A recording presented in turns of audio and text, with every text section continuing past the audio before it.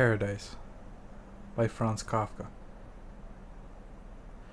The expulsion from paradise is, in its main significance, eternal.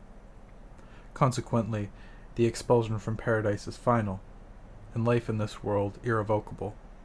But the eternal nature of the occurrence, or, temporally expressed, the eternal recapitulation of the occurrence, makes it nevertheless possible that not only could we live continuously in paradise, but that we are continuously there in actual fact, no matter whether we know it here or not.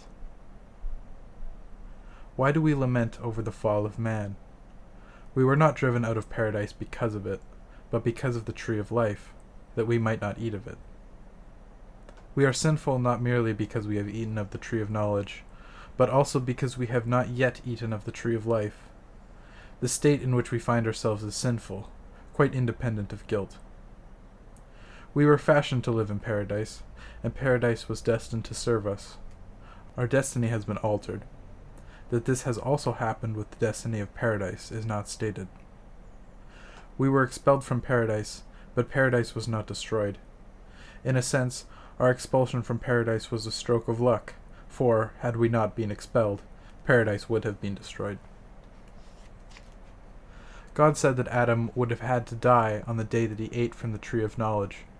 According to God, the instantaneous result of eating from the tree of knowledge would be death. According to the serpent, at least it could be understood so. It would be equality with God. Both were wrong in similar ways. Men did not die, but became mortal. They did not become like God, but received the indispensable capacity to become so. Both were right in similar ways. Men did not die, but the parasitical man did die. Man did not become God, but divine knowledge. He is a free and secure citizen of the world, for he is fettered to a chain which is long enough to give him the freedom of all earthly space, and yet only so long that nothing can drag him past the frontiers of the world. But simultaneously, he is a free and secure citizen of heaven as well, for he is also fettered by a similarly designed heavenly chain, so that if he heads, say, for the earth, his heavenly caller throttles him, and if he heads for heaven, the earthly one does the same. And yet all the possibilities are his, and he feels it. More, he actually refuses to account for the deadlock by an error in the original fettering. Since the fall, we have been essentially equal in our capacity to recognize good and evil. Nonetheless, it is just here that we seek to show our individual superiority. But the real differences begin beyond that knowledge.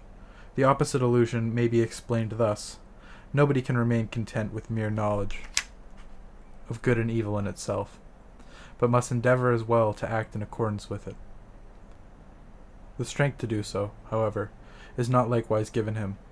Consequently, he must destroy himself trying to do so, at the risk of not achieving the necessary strength even then. Yet there remains nothing for him but this final attempt. That is, moreover, the meaning of the threat of death attached to the eating of the tree of knowledge. Perhaps, too, it was the original meaning of natural death. Now, faced with this attempt, man is filled with fear.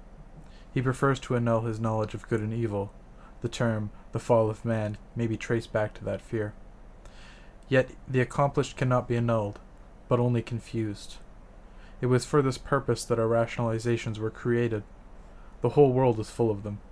Indeed, the whole visible world is perhaps nothing more than the rationalizations of a man who wants to find peace for a moment, an attempt to falsify the actuality of knowledge, to regard knowledge as a goal still to be reached.